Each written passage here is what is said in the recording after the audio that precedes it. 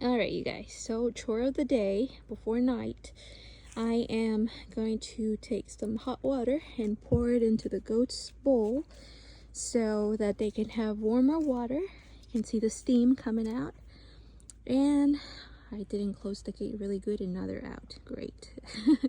Anyways, so yeah, let's go take these, and look at that, it's nice and warm.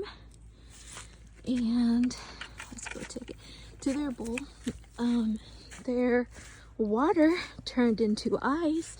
I'm going to show you just in a minute how much ice there was. I put some over there, but okay, let me pour these in here. Hopefully I didn't drop the bucket.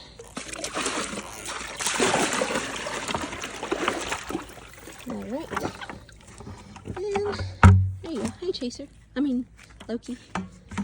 There you go. And the goats are out, and they're gonna be stubborn to get over here. So now they have nice warm water.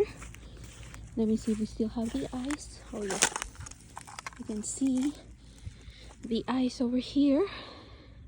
It's pretty thick. So yeah. Oops.